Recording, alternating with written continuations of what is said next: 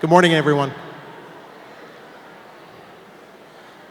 My name is Pete Hempscott. I'm the Director of Safety and Security for Johnson & Wales University. Before we start the ceremony, I want to provide some general safety and security information. There are uniformed security professionals and Denver police officers throughout the venue. If you have any problems or concerns, please find one of us and we will be happy to assist you.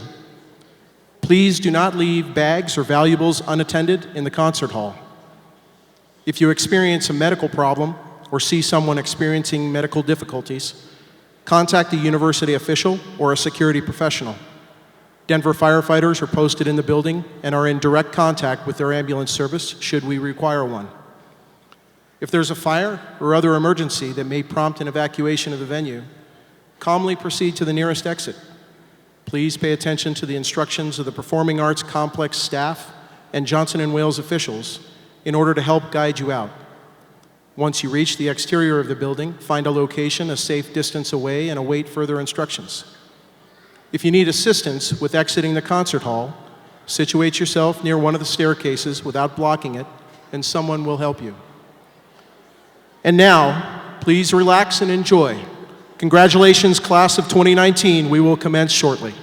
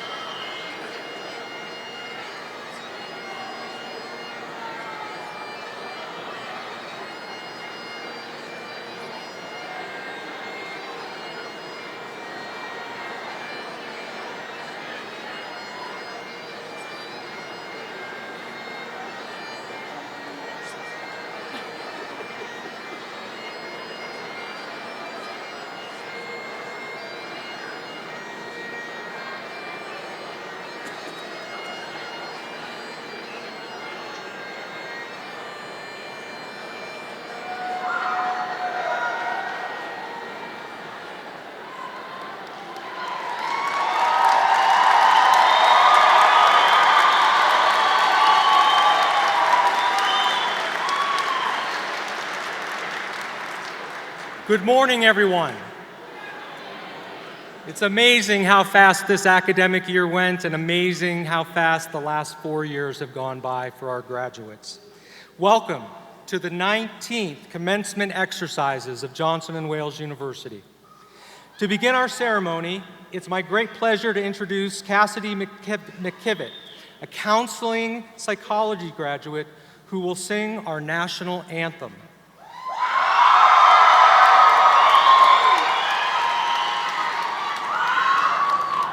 Before she begins, let us pause to recognize those in our university community and in the audience who serve or who have served in our armed forces. Thank you for your service.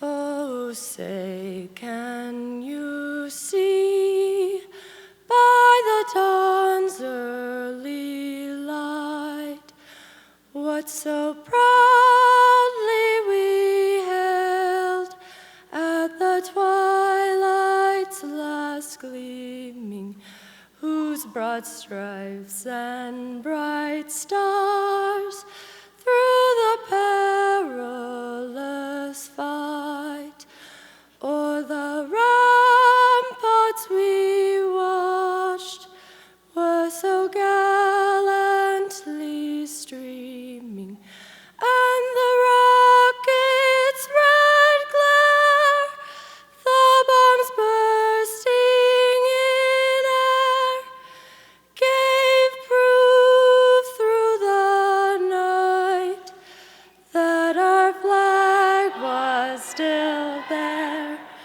Oh, say, does that star-spangled banner yet wave o'er the land of the free and the home of the brave?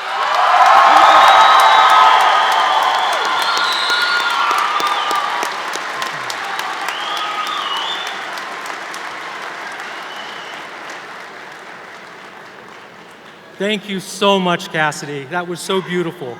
You have a fantastic voice. What a great honor that was. Now I'd like to say that I'm proud to introduce Professor Stephen Pyle, who has been a member of the Johnson & Wales University community for more than 26 years. Please remain standing as Professor Pyle delivers the invocation.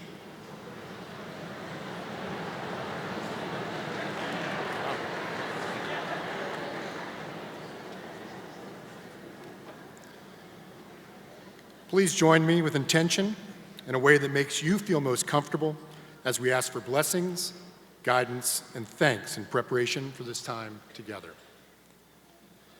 Blessed Spirit of boundless love and compassion, as we journey through this celebration together, may we remember the sense of wonder, accomplishment, and gratitude that we have all felt when achieving important life milestones. Let us give thanks for the graduates who have worked so hard and balanced so much to be in our presence today. May they know and truly appreciate the sacrifice others have made on their behalf. Please empower these graduates to find unique and innovative ways to return this effort in the service to others. Let us also recognize and give thanks to the parents, guides, siblings, teachers, and friends who have supported them along the way. May we use this celebratory time together to honor and respect our collective path toward the one. Amen.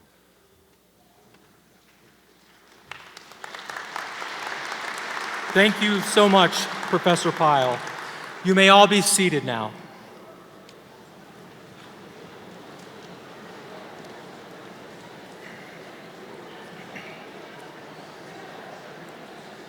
On behalf of everyone at Johnson & Wales University, the members of the Board of Trustees, our faculty, administration, and most importantly, our students, welcome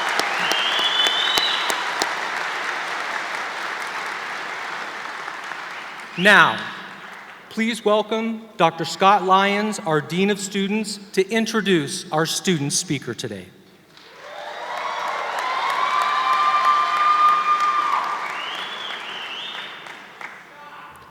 Thank you. Thank you, Dr. Wiscott. Our student speaker comes to us from Las Vegas, Nevada.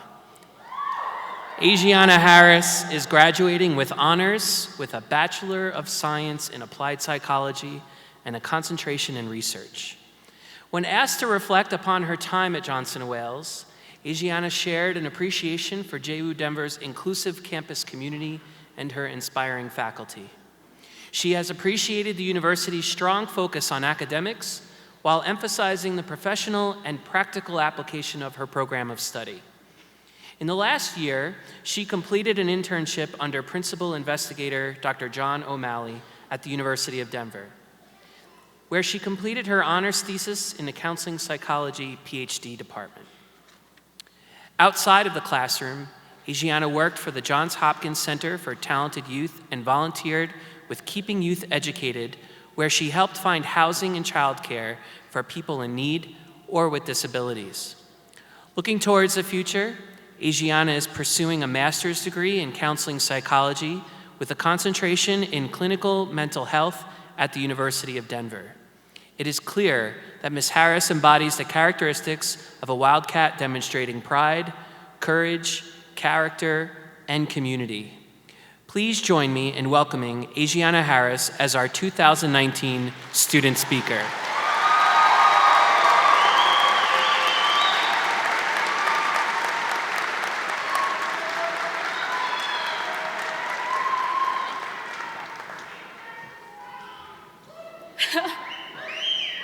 Hi, Mom.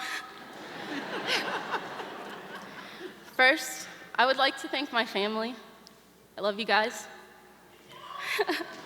My fellow honorees, my faculty advisors, Dr. Rado, Dr. Batista, I owe it to them, Dr. O'Malley, President Wiscott, distinguished guests, and all the loved ones here to support the class of 2019. I'm honored to be in front of all of you speaking. I'm honored to be the first Black woman to be giving this speech.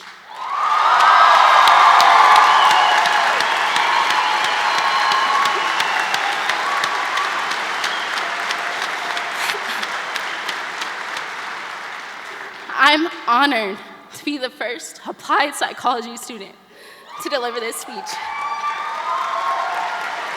I'm honored to be the first honors college graduate to deliver this speech.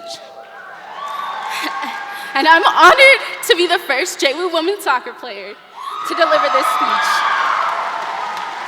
I love my teammates so much, and I'm thankful that I got to share this field with them for the last 4 years, so thank you guys. Fellow graduates, have you ever wondered why big transitions approach, your anxiety may arise? I'm inspired by African-American author and poet Jason Reynolds, who speaks candidly about the growth that's available in spaces of discomfort. One of my favorite quotes by him reads, "Be not afraid of discomfort. If you can't put yourself in a situation where you're uncomfortable, then you will never grow, you will never change, and you will never learn." The discomfort Reynolds is referencing is something that a lot of us may feel right now as we walk across this stage and earn our undergraduate degree. I came to JWU already holding the unease of moving to a new state and only starting college at 17 years old. I knew I had to make a new group of friends, learn how to live in a new atmosphere, and find my place in a world full of adults who think they have it all figured out, but we don't. A lot of us carried these initial worries, but I'm thankful that I get to share this stage with all of you. I'm more than grateful that I stuck out these last 4 years at JWU, and that JWU has given me the opportunity to get an education from professors that genuinely care about each and every student. Thank you, Dr. O'Malley. Professors that supported me on every random research endeavor I decided to embark on. Thank you, Dr. Abrams. Professors that gave me the tools to critically think about the world around me so that eventually my research touched many lives. Thank you, Dr. Batista. Yet, my positive character development didn't truly take off until I became comfortable in my own discomfort. My anxiety was high as I walked into my first college English course. It was ACA 187. I realized this is not high school, and there's no assigned seatings. And I didn't really know anyone in that class. Should I sit in the front? No, I can't sit in the front, because if I sit in the front, everyone's gonna think I'm a suck-up or something. So I'll sit in the back. But if I sit in the back, then Dr. Rado might think I'm like a slacker, and I can't have her tell my coach that. So, I don't know, I'm having a crisis. But at this moment, my teammates walk in, we decide to sit directly in the middle. The discomfort that I was feeling that day stemmed from multiple things. First, I was the only colored person in that class. Second, I was younger than all of my peers. And third, I wasn't confident in my abilities to be taking any college course, honestly. So when I received my first C ever on an essay, if you know me, you know I cried a lot. Thank you, Dr. Rado, for that. And this only confirmed I didn't belong in this space or in the education realm. Yet, I didn't let my first C completely discourage me. Instead, it awoke a drive in me to succeed academically despite the discomfort and unease I was facing. I had to realize that if I truly wanted to be a better student, I needed to willingly take the help and services offered by our campus. I eventually got an A on the revised version of that essay, and an A on that class. Thanks to Dr. Rado, you're amazing, and I couldn't have been the writer that I am now without you. And the support from the JW Writing Center. The big lesson I learned was that the confidence can only be attained through challenge and through this discomfort. And the kind of confidence that helped me realize I am worthy and I am capable of retaining any information that you put in front of me. Over the past 4 years, I have found that the minute that I become comfortable, the discomfort creeps back in. This discomfort came up multiple times during my undergraduate career. It was present when I walked into my first couple honors courses. It was present when I went out on a whim and decided to take leadership positions. It was present in my final season of college soccer, and I was somehow elected captain. Shout out to Molly Moo in Vegas and Tasha. The Vegas girls rocked it, as always. And fellow honorees, it's present as I stand up here thinking about starting graduate school in the fall. Graduates, you know this discomfort. This discomfort is when you finally get comfortable with a teacher and their grading style, and it hits week 11, and you're slapped with a final exam, and they kind of just pass you off, and you're like, dang, I gotta take this next professor. But it's okay, because this discomfort is something we've been accustomed to, and we're ready for new transitions. Class of 19, we've all felt uncomfortable in the last 4 years, yet we've succeeded in these environments, and that is why today we are here receiving our degrees. I understand that leaving the confines of this campus is a big transition, a transition that may stir up anxiety just at the thought of somewhere or something new. At the end of our 4 years, we're expected to be in complete control, ready and equipped to go out and adult. Yes, that may sound scary, but it's not. In fact, this should be exciting, because now we can look back at the last few years and see that we succeeded in our environments. We've met amazing individuals who taught us life lessons, and we have memories to cherish and guide us into our future. This is our moment. This is our moment to step back and reflect on our memories, on our experiences, on our tough lessons we've learned. This is our moment to account for how much we've grown as students and professionals and take this leap into the unknown. There's discomfort associated with leaving the guidance of our friends and advisors and the safety net that JWU campus provides us. Luckily, now I see there's comfort in knowing we have been through large transitions and small ones, handling them with ease. So yes, it may feel uncomfortable as we step into the future, but rest assured, we've been able to handle it up till now, and we only continue to develop to handle even bigger transitions. I'm honored to walk across the stage with each and every one of you guys. I'm ready to embark on this journey into the unknown, so I hope you guys are too. Even though we're all about to go into different directions, I have no doubt that we'll succeed because of the wisdom we attained at JWU and the strength that we have to embrace discomfort. Thank you all.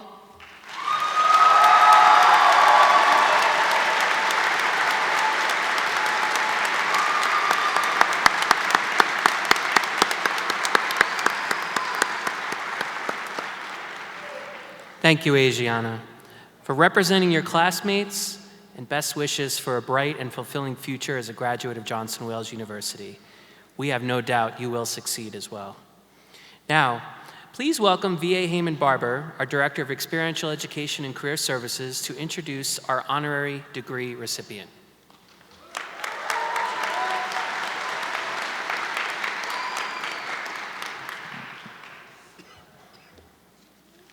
It is now our pleasure to confer an honorary degree to an individual who, by his achievements, has distinguished himself among his peers.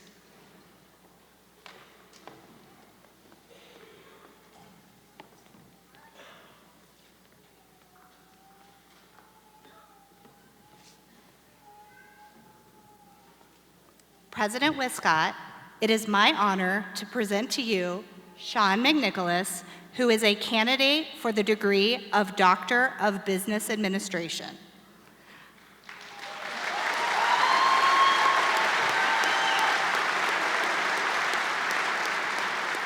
I will now ask President Richard Wiscott to confer the degree.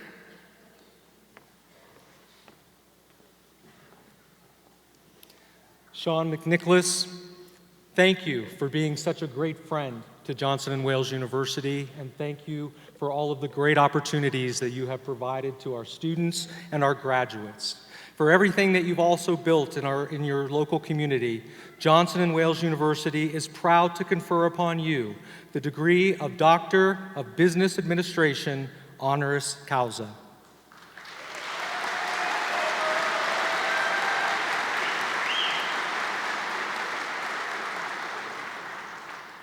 And so, therefore, by the authority vested in me by the Board of Trustees of the university and under the laws governing higher education in Colorado, I confer upon you the degree of Doctor of Business Administration with all of the rights and privileges appertaining thereto.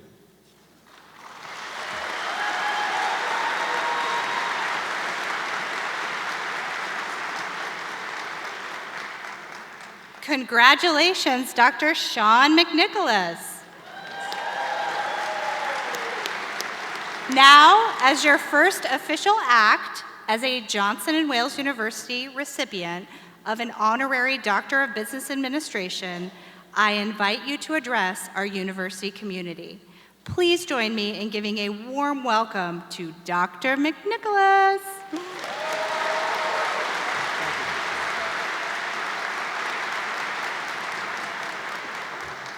Thank you very much, everyone. I'm not sure I deserve this, but I'll take it. And my mother would say, finally, you got a diploma I didn't have to pay for. Thank you. Graduating class, did you invite your whole neighborhoods to be here with you today? I mean, look at all these people. Family, friends, neighbors, out of state, international.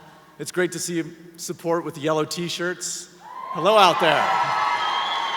Someone's got a lot of representation. And Asiana, it takes a lot of guts to get up here and speak in front of a lot of people. You nailed it. Great job.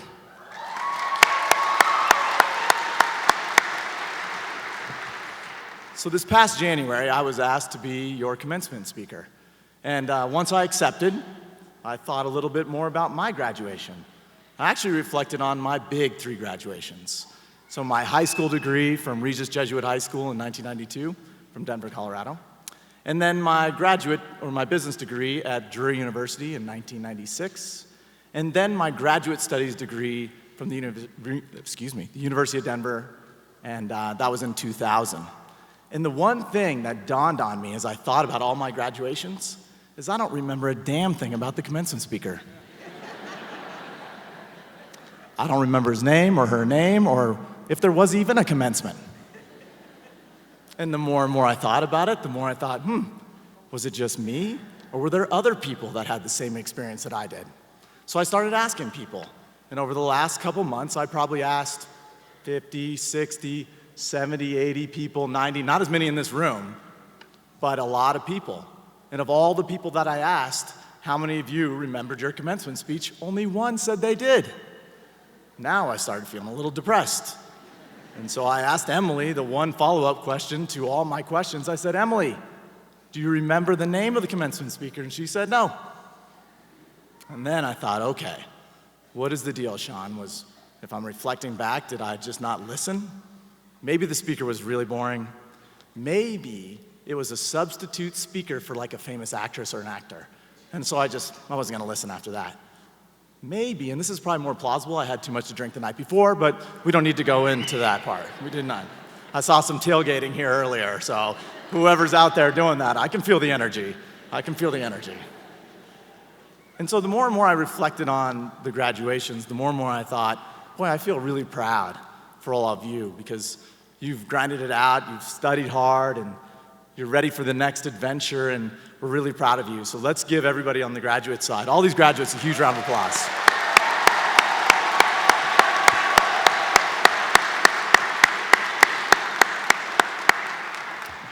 So my title of the speech today, it's actually your title of your speech today, is The Commencement No One Will Ever Remember. You know, Joe, one of the great advices that I've gotten was from my father when I was very young, and we were out, and he said, Sean, you got to get in front of this group and speak. And I said, Dad, what am I going to speak about? And he said, I don't know, just be passionate about something. And I said, you got to give me another hint, Dad. And he said, okay, I'll give you another hint. He was once told that the great speeches have a great end or a great beginning and a great ending, and the closer you can get those two together is better. So I'm going to do that for all of you today. So graduates, are you ready? Okay. I am up here not because I'm a CEO of a company that employs 9,000 people on an annual basis. 9,000 people. We have a lot of success with Johnson & Wales grads, and I'm going to get to that in a minute. And I'm not up here because we're a company that was founded in Colorado. Our headquarters in Colorado, and we've been around for almost 50 years. It's a family business. And I'm not up here today because we are the last remaining national player, national company that is 100% independent and 100% family owned, which allows us to be more nimble and flexible. And we operate in the food and beverage and the retail merchandise industry. What we do is zoos, aquariums, and museums hire us to do their food and beverage and also run their retail merchandise shops. But I'm up here today because I love the partnership that my company, our family business has with Johnson & Wales. Can I call it J-Woo? J-Woo? That we have with J-Woo. And I'm up here today because I love this curriculum. I think your professors teach you how to think, and they challenge you how to act differently and think differently. It's critical in our business when the chefs it's high stress, and there's a big catering event, and we got to change the menu at the last second, and they're not happy with the clients, and they're cussing under their breath that we have to change the menu. But Johnson & Wales teachers teach you to think differently, and that's what we look for. Think on your feet. Catering and events, the people that are excited about events. You're going to be hearing from Benjamin, he works for us, and he's part of our family. When you're in events, it's high stressed. Well, Johnson & Wales thinks the event planners to think on their feet and react quickly because the clients are the #1 priority, and that's very important in the hospitality business. Your teachers also teach you, regardless of what industry, to think differently, and I love that fact. I love that fact. We've had a lot of success with Johnson & Wales students. I can think of Benjamin. Eleanor, she got her, I think her MBA from here. She even convinced her husband to come to work for us, and they're out in Columbus. We have Riley. We have Carrie. I think Carrie's out here somewhere. She's a graduate. Where's she? Hey, Carrie. How are you? And I heard you brought a lot of representatives from just a few miles away. Okay, very good. South Africa, right? Very good. But we are very, very proud of our partnership here, and we think that is a very important piece. When I'd asked my mentor the other day, I said, okay, Dave, what should I talk about? What do the graduates want to hear? And he said, Sean, keep it brief. Seems like a common theme. And second, make sure you talk about something you're passionate about. And what I'm really passionate about is building a people-first company. That is what I'm passionate about. The McNicholas family, we are passionate about creating opportunities for individuals. That's what we're passionate about. And that all started in the 1970s. My father's the founder of our business, and he loves concessions. But he got fired from his job. And then he decided, I'm going to start up my own business against all the odds. And so he used his contacts, and he got a meeting with the Denver Broncos. And the Denver Broncos at the time were a great organization, so they sent their coach to go talk to some crazy Irishman about some crazy concessions idea. And so they met at a bar, and my dad tells the story that after a couple drinks, I think it was 10, he pitched the coach of the Denver Broncos his idea. He said, "Coach, I would love to run your press box catering and sell programs." You know, little programs, I mean, this is a little fancier, but you know the programs that looks like a little magazine, the players on the front, stats. That's what he wanted to do. And the coach looked him in the eye and said, "Kevin, can you do it?" That's my dad's name, Kevin. And my dad looked back at the coach and said, "I can do it." And the coach said, "All right, then go do it." And my dad was a little perplexed, maybe a little buzzed, and he said, "What do you mean? Do we need a contract?" He was like, "No, I don't need a contract. Do you?" And my dad said, "No, sir, I don't need a contract." And for 20 plus years, my father operated a small portion, of the concessions at Mile High Stadium without a contract. I'm pretty sure to this day that is an NFL record. That is an NFL record. The 1970s also brought us our partnership with the National Western Stock Show. And if anybody attends that, it's a huge part of the culture in the community here. And during those 16 days, we served 700,000 people. For the culinary geeks out there, we go through about 30,000 pounds of protein, 6,000 pounds of prime rib. We support ag that month, that's for sure. In the 1970s, and oh, by the way, in January 2020, it'll be our 50th year of the McNicholas family doing the food and beverage and the retail merchandise at the National Western Stock Show. 50 years.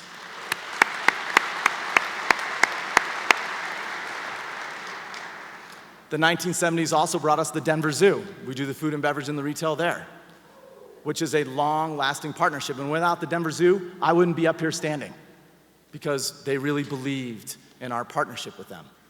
And what the 1970s taught us is when you're building a people-first company, one handshake, only one, can open up 1,000 doors.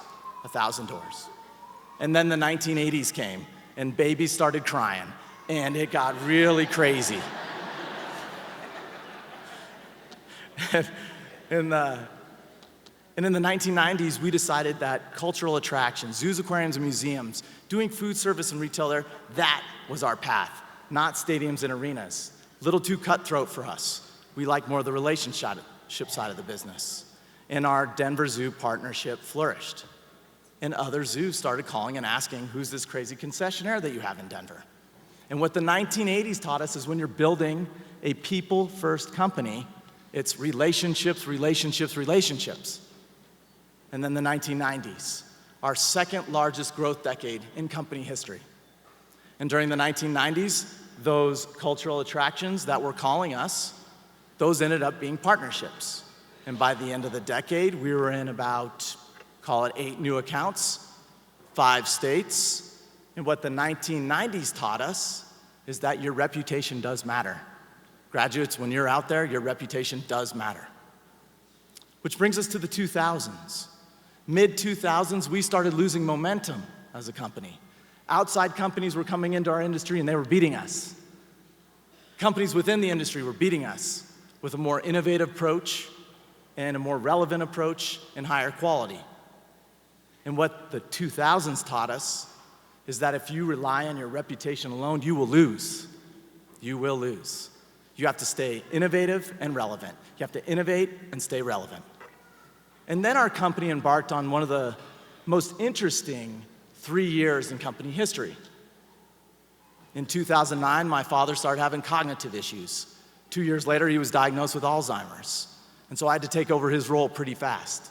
I was outside the company in the early 2000s and came back to join the family business and run the family business, but I got thrown into the fire really fast with that curveball. And we were faced with some financial troubles and challenges. But amazingly, luckily, and unbelievably, a group of individuals from the company that was beating us joined our company for a better culture. Let me say that again. A group of people led by our COO today left a company that was beating us to join us for a better culture. And we are so lucky to have them. And what those 3 years taught us is that when adversity strikes, it's your people that are the key to getting you through adversity. Graduates, all of you, You're going to face adversity, I'm sorry. That's what's going to happen. But it's the people that you surround yourself with, that's who's going to get you through the adversity. And that's what happened in those 3 years. Which brings us to the 2010s, the #1 growth decade in company history. We have gone from about 19, 20 accounts to close to 70 in almost 30 states. We have 9,000 amazing people that work for us on an annual basis. What we did is we doubled down on culture, people, growth, operational excellence, and community engagement. And even more importantly, we invested in sustainability. One of our key partnerships is the Monterey Bay Aquarium out in California. Great institution. They're doing amazing things for climate change. And so what we do to partner with them is we have come up with programs and innovations to reduce and eliminate single-use plastic in our merchandise gift shops and food service. And at the same time, we continue to innovate our menus to the chefs out there with Seafood Watch and sustainable seafood and sustainable farming. And we think that's a very important piece. The 2010s also brought you and us together, the Johnson & Wales Partnership. And it's been amazing.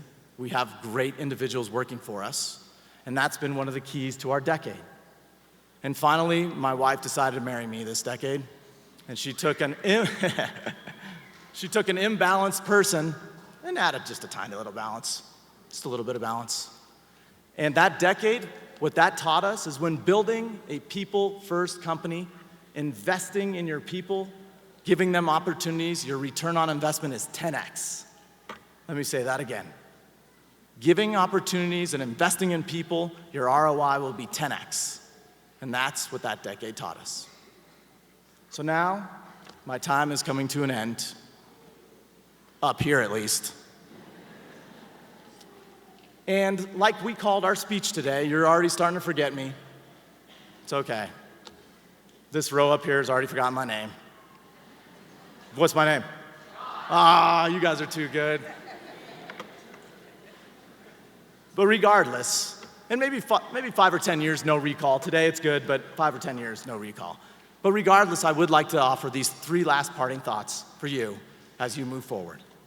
Number 1, if you want to be irrelevant, let me be clear, irrelevant, except being a commencement speaker. Number 2, shake somebody's hand. Shake somebody's hand. My father did it. My mother believes in it. From a very young age, she would say, Sean, go and introduce yourself to everyone that showed up at the house. Remember their name. Look them in the eye and make them feel warm. And then as I continued to grow, she would say, Sean, are you going to a cocktail party? I'm like, yeah, Mom. It's not even called a cocktail party. Sorry, I'm showing my age right there. She would say, go introduce yourself to people. I'm like, well, okay, Mom. Business events, go introduce yourself. Any room you're in and you don't know somebody, go introduce yourself and make them feel warm. Maya Angelou once said, you will forget what people said. You will forget what they did too, but you won't forget the way that they make you feel. That's important. So shake somebody's hand and make them feel warm. And finally, this one's up to you guys. Show me, show us, show the industry how you're going to build a better people-first company, a better people-first company. So I wish you the best of luck. And whenever McNicholas's give speeches, which are usually at Irish pubs, we offer a blessing. And my blessing to all of you is may your troubles be less and your blessings more. But number 1, nothing but happiness comes through your door. Thank you very much. Good luck to all of you.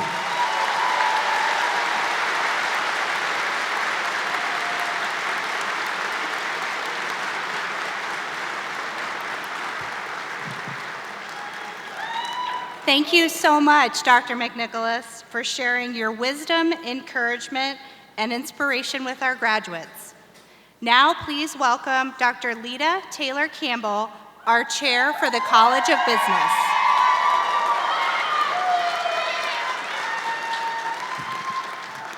Good morning. It is my pleasure to recognize the candidates representing the Graduate School of Business and the Master Degree programs. Will the candidates for the degree of Master of Business Administration and the candidates for the degree of Master of Science please stand and remain standing?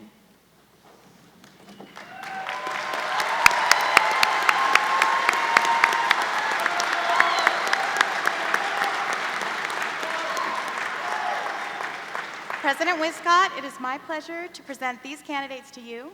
They have met the requirements of the university and come to you with the recommendation of the faculty that you confer upon them the degree of Master of Business Administration or the degree of Master of Science. And so, therefore, by the authority vested in me by the Board of Trustees of the university and under the laws governing higher education in Colorado, I confer upon you the degree of Master of Business Administration or the degree of Master of Science, respectively, with all of its rights and privileges. Congratulations.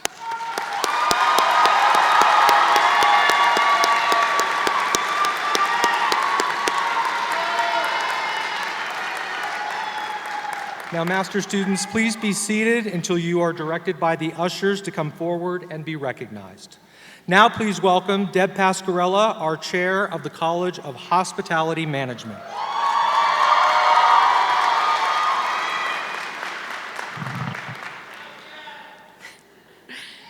It is now my pleasure to present the undergraduate degree candidates.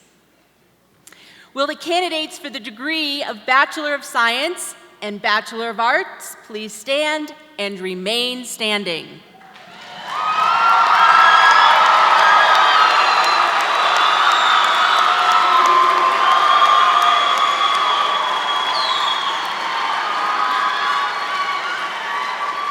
President Wiscott, it is my pleasure to present these candidates to you.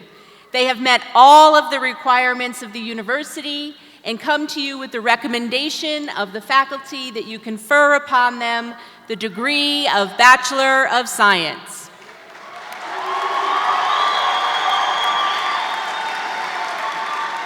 And so, therefore, by the authority vested in me by the Board of Trustees of the university and under the laws governing higher education in Colorado, I confer upon each of you the degree of Bachelor of Science or the degree of Bachelor of Arts, respectively, with all of its rights and privileges. Congratulations, graduates.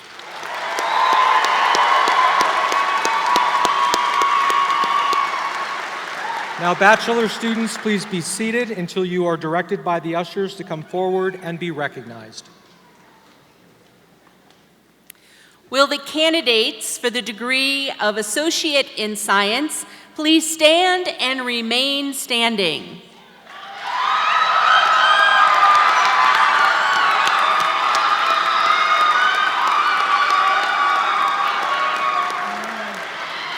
President Wiscott, it is my pleasure to present these candidates to you.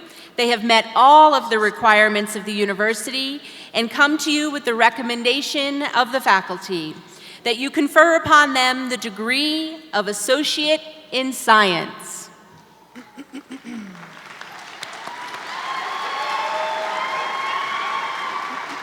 And so, therefore, by the authority vested in me by the Board of Trustees of the university and under the laws governing higher education in Colorado, I confer upon each of you the degree of Associate in Science with all of its rights and privileges. Congratulations, associate degree graduates.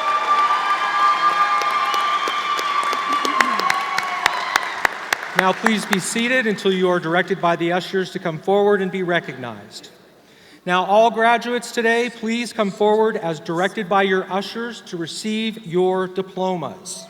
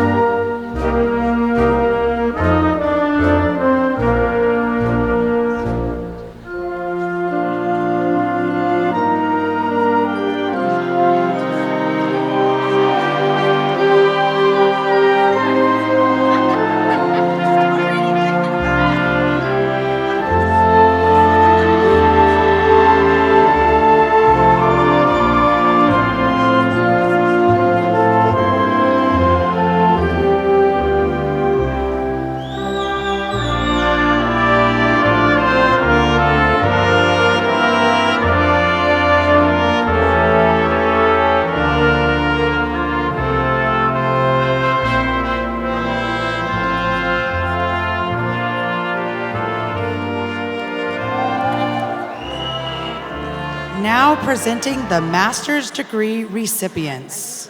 Norisa Rhodes.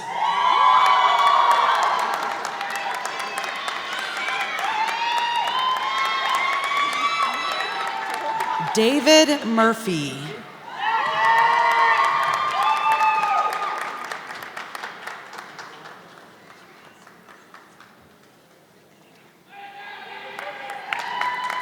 Eduardo Eddie Diaz.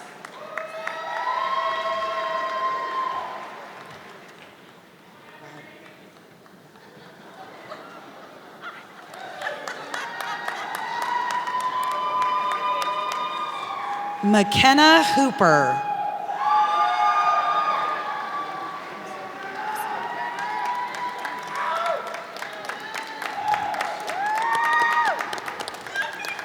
Michael Rendon Toffson.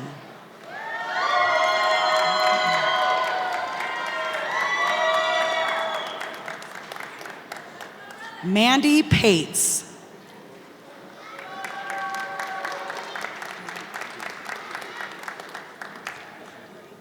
Joshua Duma.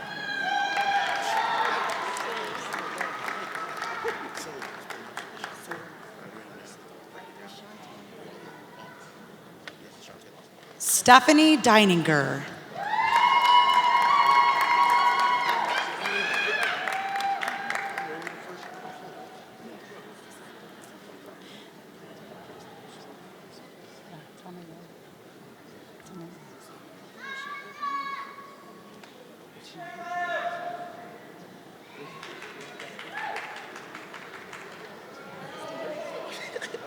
Katie Deutsch.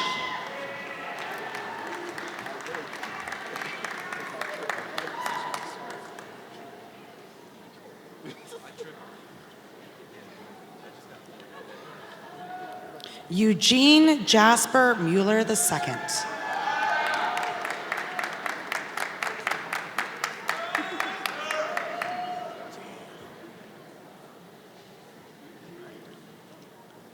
Stefan Collins.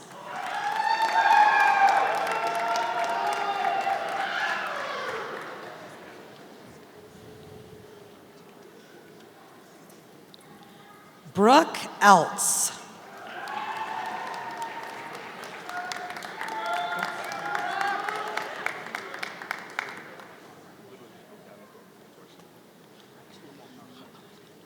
Johnny Pomerleau.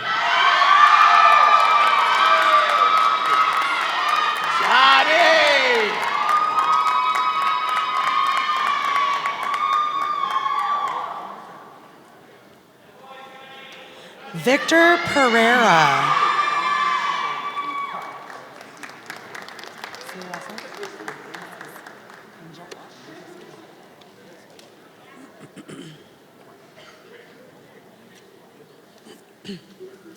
Angel Pacias.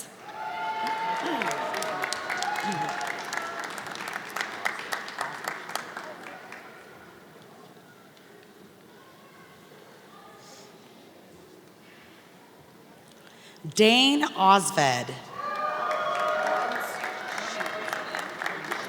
I'm just gonna, yeah.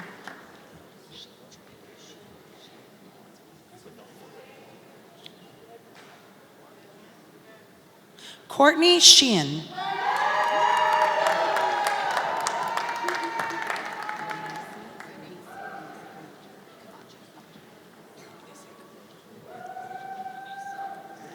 Eunice Camacho.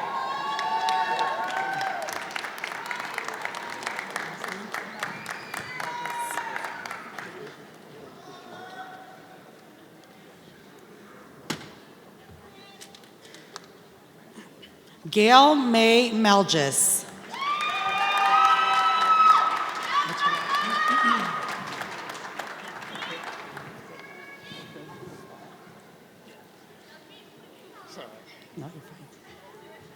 Oliver Ope.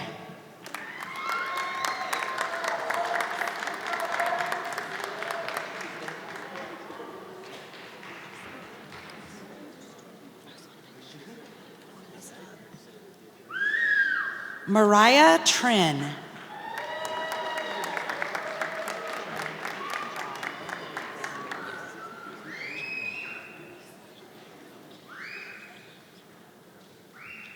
Janae Burdine.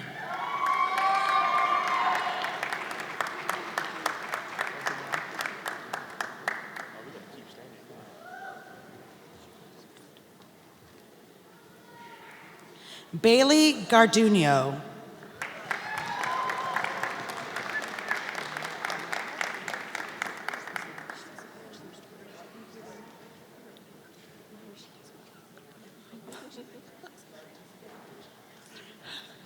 Micah Nichols. Okay,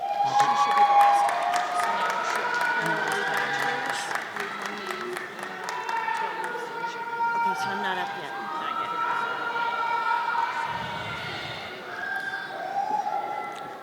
Now presenting the undergraduate degree recipients. Savannah Hines. Deshante Longley.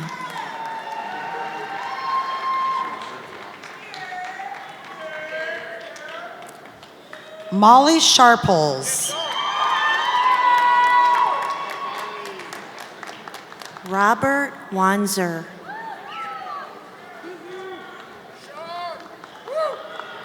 Charlotte McIntyre.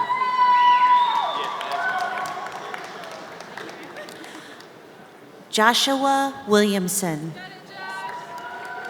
Alberto Rodriguez.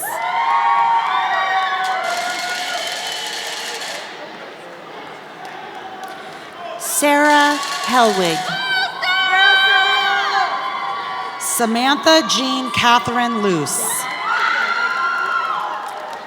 Jasmine Vega.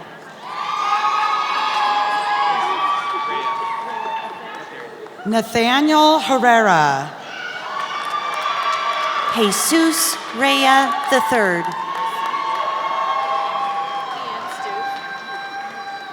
Shannon Kate Tan. Leanne Stoof.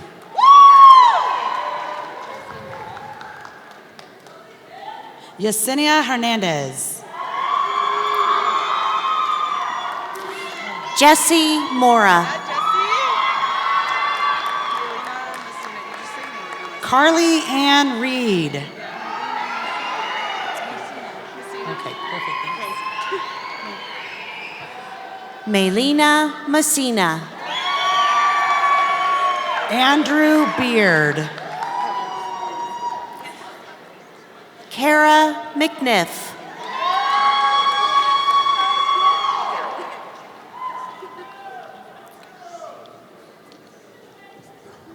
Barbara Alejandra Rangel. Dominique Riley.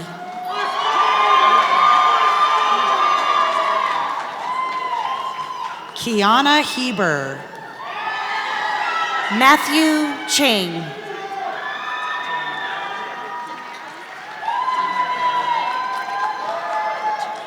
Dumera De Herrera. Trevor Key.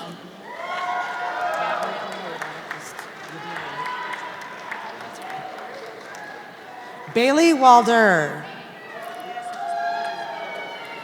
Gabrielle Orr.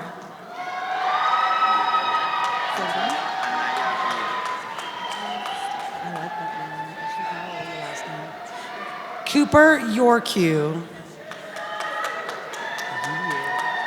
Antonio Anaya Villa.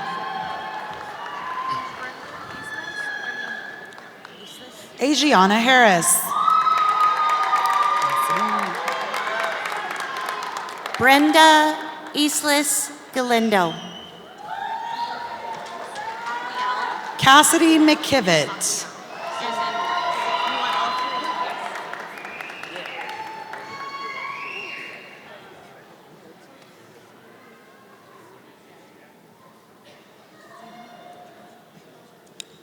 Aquiel Suzanne Woods. Emily Smith.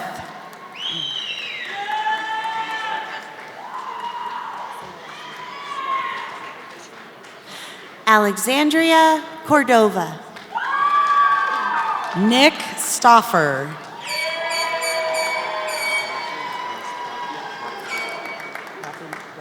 Jackson Clark. It's pronounced Adamanuk. Adamanuk. Yep. Mark Ramirez Tapia. Michael Adamanuk.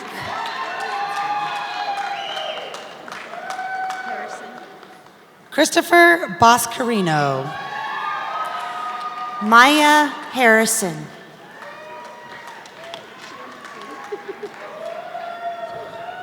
Ryan Wong. Ashley Martinez.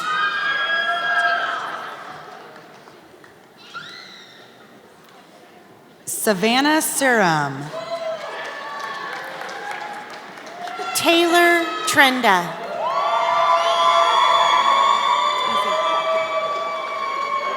Shelby Winter. Brad Green. Mariela Duarte. Michael Genge.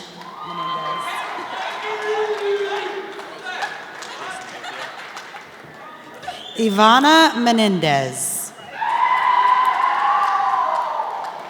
Jason Newfield.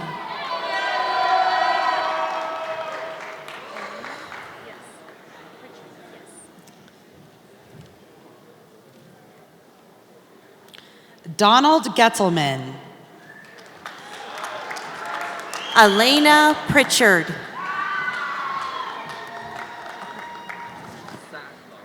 Isai Gonzalez.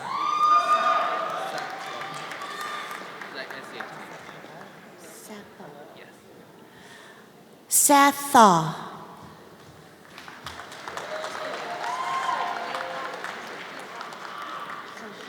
Jessica Khalil.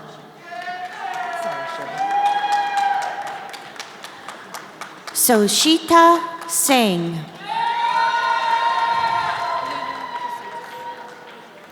Leslie Keith. Lulu Casillas.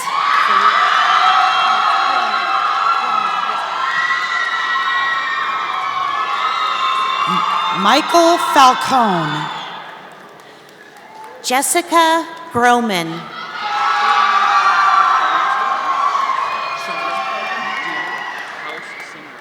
Ilya Nestorov.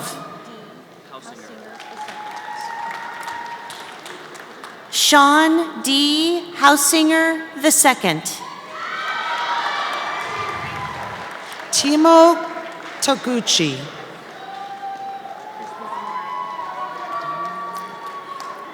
Christy Zamora. Brendan Lang.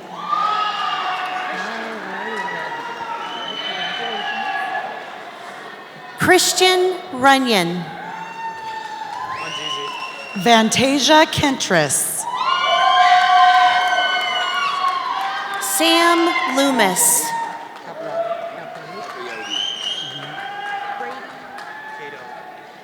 Lorenzo Renier Capriotti. Brady Cato.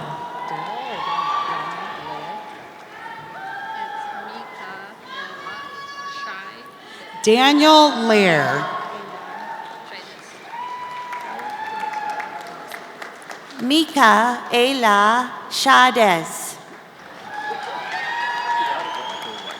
Alan De Mesa.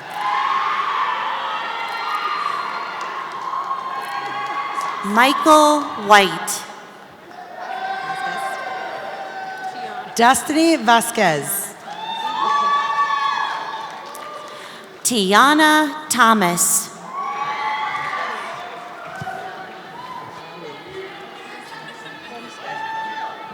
Karali Santana Morfin.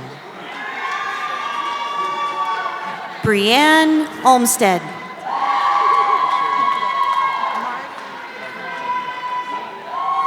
Dulce Meradiaga. Mario Alberto Talavera Jr. Kiana Gadlin. Jose Mercado. Catherine Privet. Tiffany Rose Cruz. Mary Lauren A.G. Lauren Kiklicka. Melinda Abram. Rebecca Cole. Harsha Ramchand. Marianne Marie Davis. Roberto Gregoro Salomon. Zeldin Peterson. Denise Olguin. Kara O'Toole.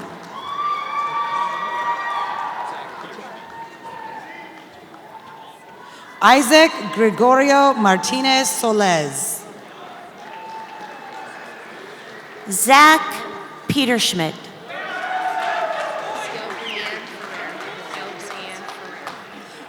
Vanessa Placencia. Galbrianne Ferrer. Meredith McLean.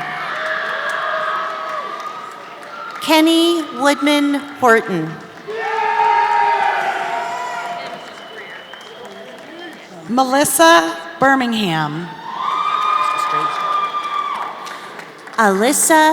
Elizabeth Greer.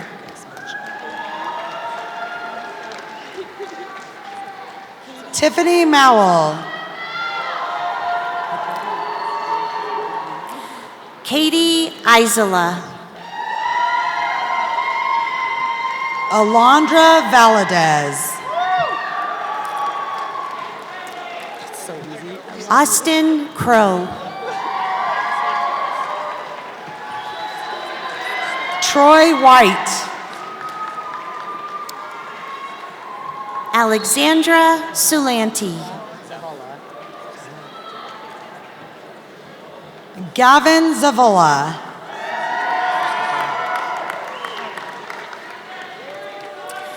Daniela Saldivar. Dana Lawton. Erica Martinez. Aiden Tibbetts. Alicia Hanselman.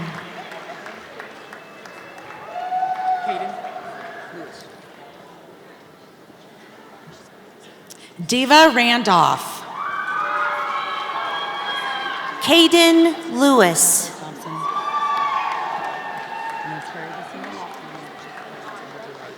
Piper Thompson. Audra Barkley.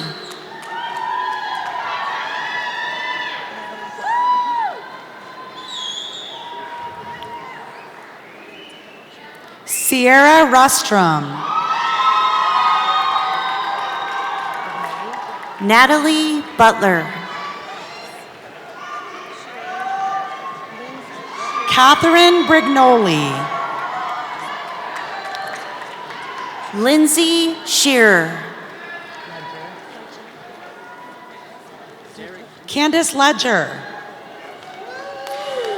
Derek Duclair.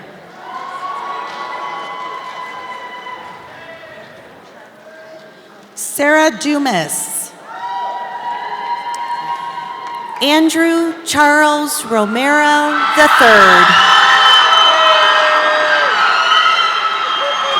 Samantha Lance.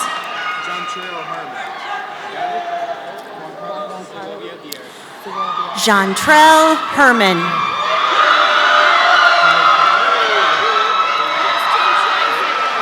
Juan Carlos Segovia Diaz. Destin Troy Ziegler. Bailey Stevens.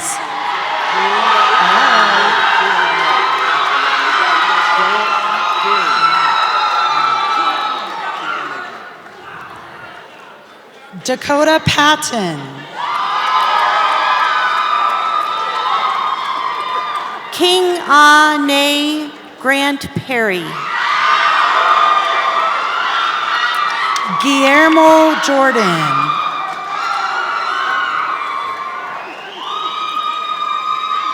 Beverly Caroline Merck. Catherine Etheridge. Sterling Robinson.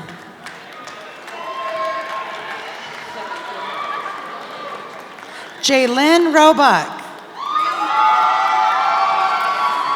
Jordan Kleppy. Brielle Madler. Carrie High.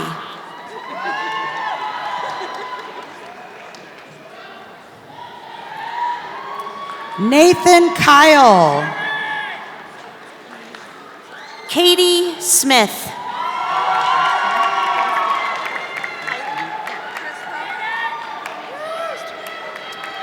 Anisha Carol Bankston.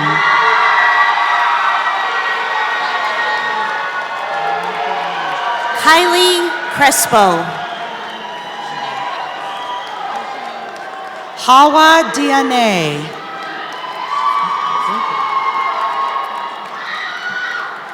Ajane Potts. Rachel Ludwig. Emily Gerwick. Lonjen Manley. Benjamin Allen.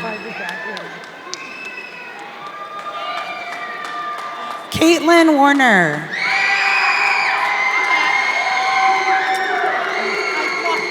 Amojin Joseph.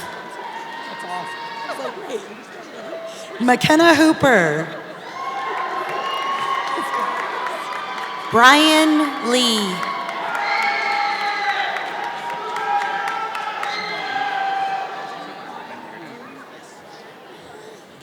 Haley Stevenson.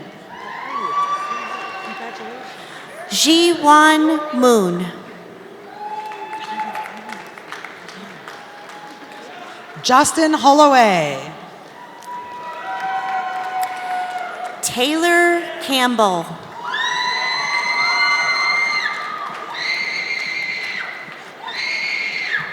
Dean Reynolds.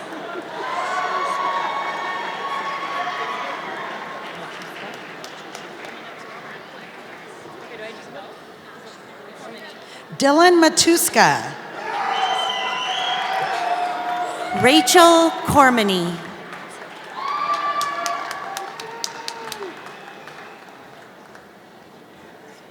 Eliza Hassim.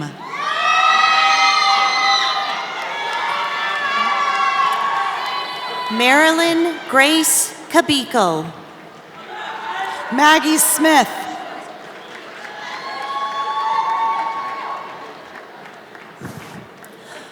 Hope Kochai.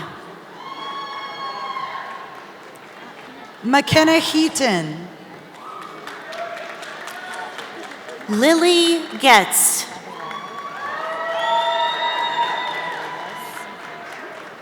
Aberrado Villegas. Ashley Miles.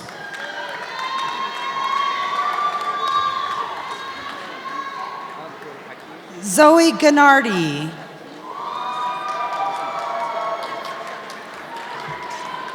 Abdul Kahim Osman. Laura Tremmel. Seven Avery King. Damon Abels.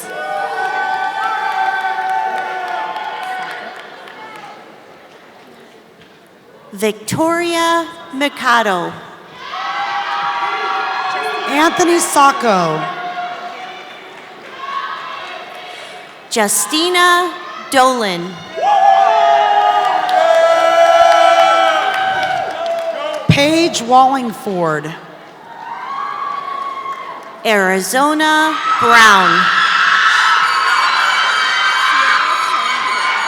Brady Jacob.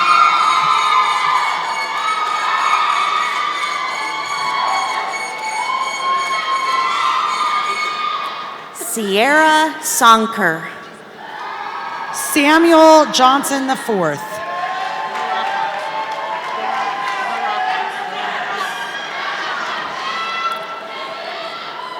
Paulina Barajas. Sierra Chopito.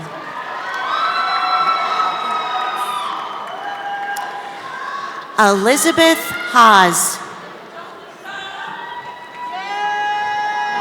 Taylor Pendarvis Murden. Nina Allen. McKenna Bird. LaQuisha Ball. Anthony Gonzalez Martinez. Connor O'Hagan.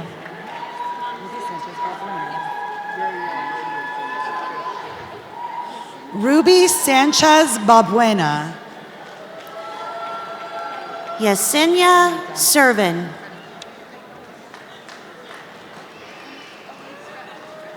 Brenna Dunham. Elise Radliff.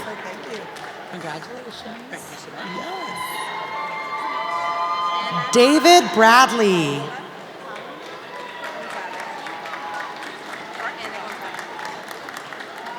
Ana Puala Gonzalez.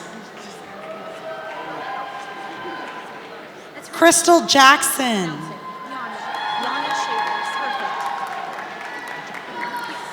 Yana Shavers. Jacqueline Mixer. Nafisa Kareem. Renee Casillas. Melissa Bainey. Marissa Cruz. Janice Bonitati. Alyssa Marie Utley. Caitlin Strobel.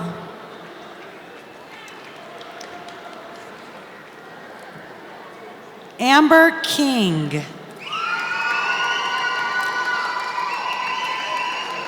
Taylor Cohen.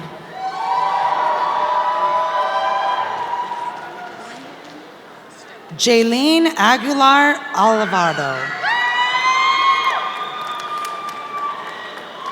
Gwendolyn Stoughton.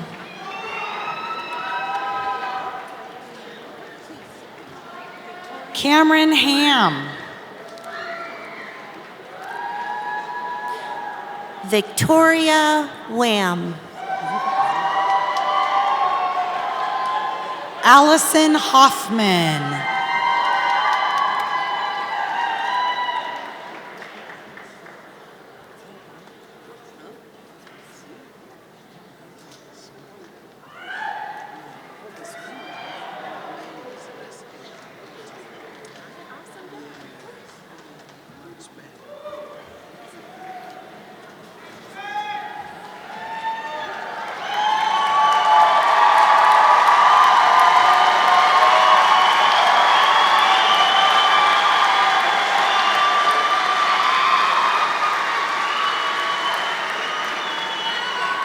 Congratulations, graduates.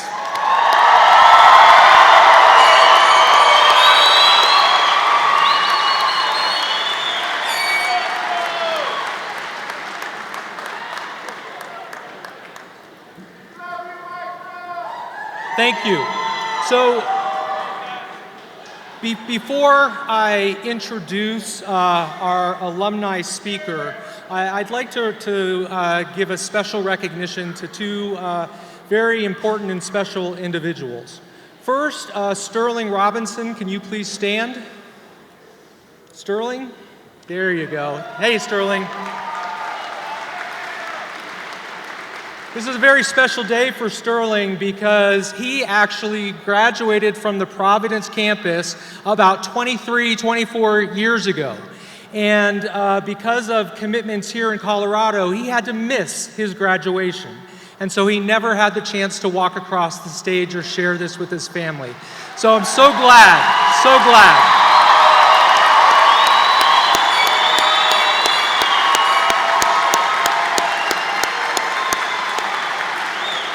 So very proud that you were able to join us today. And again, you've been a great partner to Johnson & Wales, a very successful graduate and a role model for all of the young men and women sitting in here today. So thank you.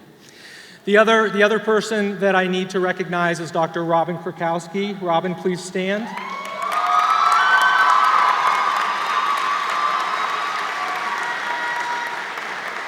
This is Dr. Krakowski's last official formal ceremony as an employee of Johnson & Wales University. Next month, she is retiring after 39 years. 39 years. And also a successful graduate of Johnson & Wales University and served as the campus president prior to me. Dr. Krakowski, thank you for everything that you've done for this institution. You're a role model, we're proud of you, and we expect you to visit often. Thank you.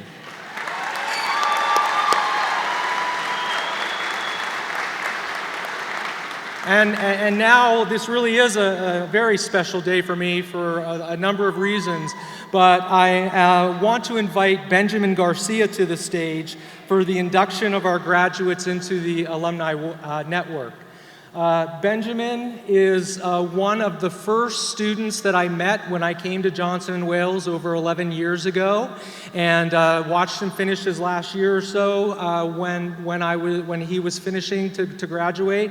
Has since entered the world, now works for Dr. McNicholas, and has steadily moved up the career ladder, and I've followed his career every step of the way. And those are the important, meaningful stories that I hope to have with all of you here today. So stay in touch and keep me posted on what's going. Now, Benjamin graduated from Johnson & Wales Denver in 2010, and his bachelor's degree was in sports entertainment and event management with a minor in resort management and sales and meeting planning. Benjamin is the director of special events for Cater West at the National Western Stock Show and is responsible for menu planning, operational logistics, vendor bookings, and the overall execution of each event, averaging over $1 million in catering sales each year. Benjamin, we're so proud of you, and we welcome you to address the now alumni.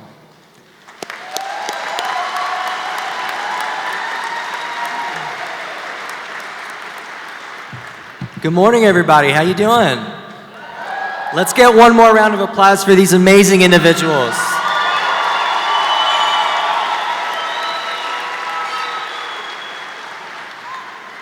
Well, I am so honored to be with you here today. My name is Benjamin Garcia, and I am a proud alumni of Johnson & Wales University, Denver.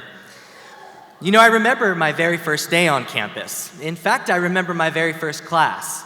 It was fall of 2007, and here I am, a 25-year-old wedding planner, and I'm sitting with 18 and 19-year-old kids thinking, what did I get myself into?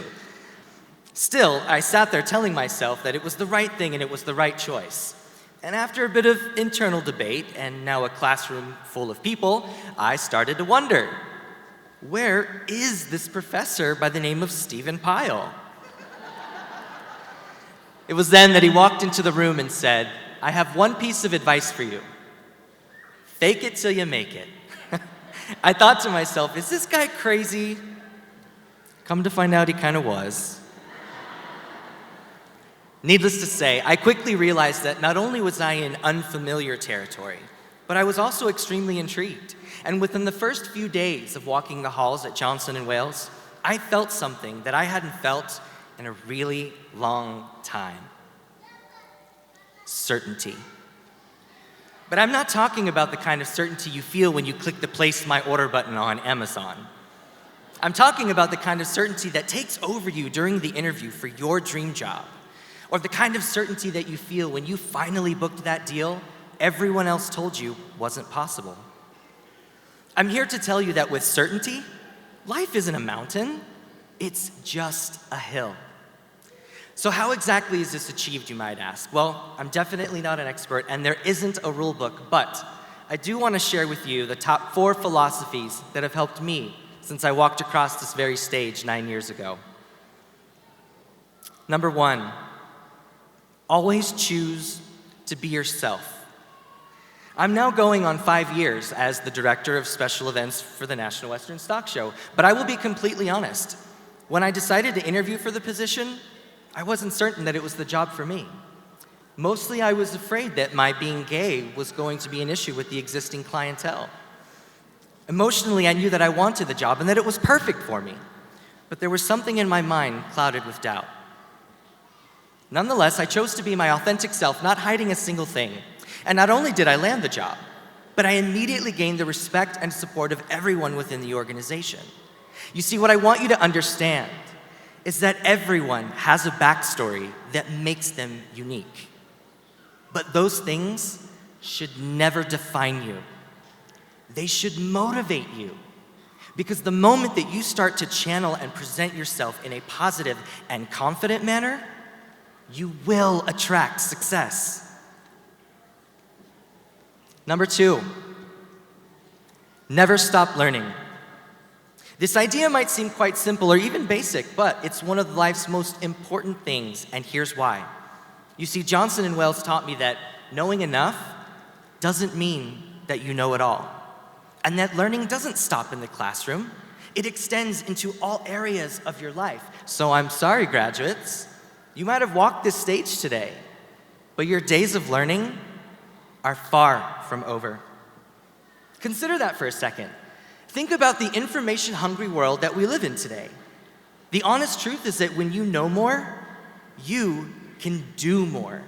So go out there, register for conferences, sign up for classes, follow those blogs, engage in other people's cultures. And what you're going to find is that learning isn't about expanding your knowledge base. Learning allows you to stay humble. It allows you to stay vulnerable, but most importantly, it allows you to stay relevant. I mean, let's face it, how is somebody like me supposed to know what on fleek meant without further education? And for the longest time, I actually thought Netflix and chill meant a quiet night at home with movies. But all jokes aside, learning will show you that even the most extreme differences and perspectives can come together to achieve one solid goal. Number 3, try differently. Remember when you were a kid and your baseball team lost the game and your coach said, "Oh, we just gotta try harder next time." Or when you brought home a B instead of an A and your parents said, "Maybe you should study harder." Well, I have a problem with that, and you should too. Because the word harder implies that your level of efforts was subpar. But maybe that wasn't it. Maybe the approach just needed to be different. I was 6 months into my role at National Western, and I was beating my head against a wall, trying to prevent clients from bringing outside food and beverage onto the premises. And despite my many attempts of confiscating food and causing an uproar, I was getting nowhere. Until one day I realized these clients didn't need the full services that I was selling. So I created a very simple and affordable pickup program. And as it turns out, we now capture 100% of that revenue. Graduates, the hard truth is that you will face many people who will tell you that you are not trying hard enough. But I will challenge you in those moments to stop and remind yourself that trying harder is not always the answer. Sometimes just trying differently can be the path that leads to great discoveries. And finally, number 4, Don't get comfortable. A Greek philosopher by the name of Heraclitus once said that change is the only constant in life, and we all know how much that holds true today, right? I mean, this is a fast-paced, ever-so-changing world, and you are always going to have to find a way to keep up with it. Well, I say, in order to achieve this idea of certainty in the midst of all that change, it's to hold on to the connections that you make with people. I'll never forget my first conference down at the Broadmoor. As we're entering our very first general session, Kim Tranter stops the group out of the blue and says, "By the way, no one's allowed to sit together. I want each of you at a different table." I mean, the second she said that, I thought to myself, where's the exit? I am out of here. But she was right. Because even after all this time, many of the people that I met that day have been a continual support structure for me throughout my career. Trust me when I say that your career is going to face a lot of change. So don't get comfortable. And rest assured that the relationships you start to foster now will be the things that keep you grounded as you continue to break through those many barriers of change. I'll leave you with this today. Graduates, I want you to close your eyes for just a minute. Trust me, I'm not going to make you do anything crazy, and it won't take that long. Just keep them closed until I ask you to open them. Thinking back to when you started at Johnson & Wales, I want you to recall the first time that you made a friend on campus. Keep your eyes closed. And recall a time now when someone stepped up to the plate to help you. So much so that you realized you are part of something much bigger than yourself. Now open your eyes. Look around you.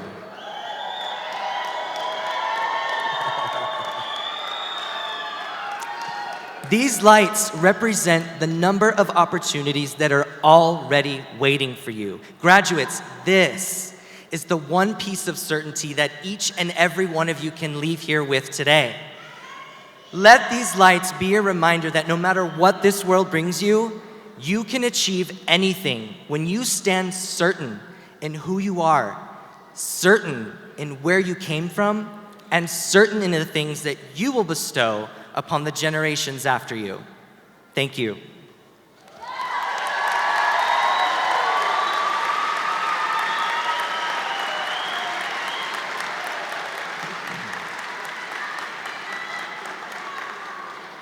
All right, graduates, please stand.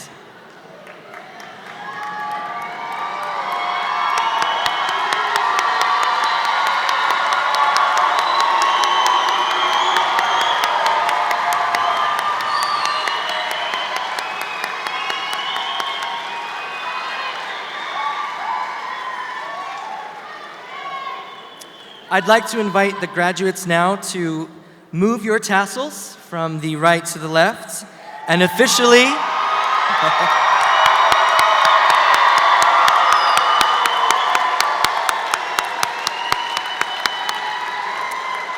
welcome to the Johnson & Wales University Denver alumni family.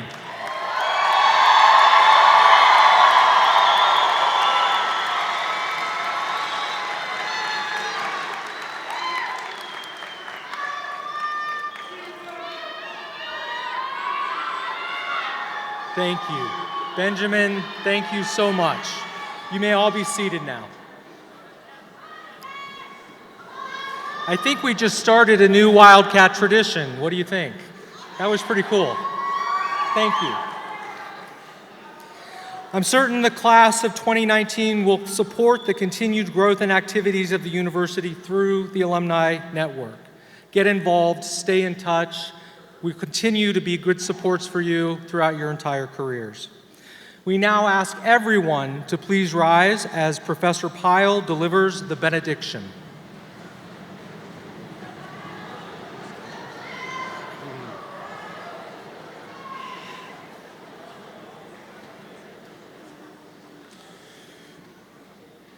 Blessed Creator, What fun we had this morning honoring these graduates. Bless them as they move forward into this vibrant and ever-changing world. May they remember their good fortunes and recognize those who have helped them along the way. Empower them to share, be kind, create positive change, give back, and always remember to be grateful. Most importantly, help these graduates pay attention and reflect deeply upon the nuances of life. As songwriter Robert Hunter shares, once in a while you get shown the light in the strangest of places if you look at it right. Amen. Thank you so much, Professor Pyle. And once again, congratulations, class of 2019. On behalf, yes, congratulations. On behalf of everyone at Johnson & Wales University, the members of the Board of Trustees, our great faculty and staff, thank you for making Johnson & Wales such a dynamic institution. And our heartfelt and sincere congratulations to each of you on your achievements. Remember, the Denver campus is your home, and our doors are always open to you. And I want to say just a special word to the families. Families, thank you for entrusting your students' education to Johnson & Wales University, for making the great sacrifices that you have made to make this moment possible for our graduating students. As we close today's ceremony, we ask all guests to remain at their seats until the academic recession has completed. We kindly ask that you exit the theater and lobby for photos. Once again, congratulations and thank you for sharing this special day with us. Have a nice afternoon.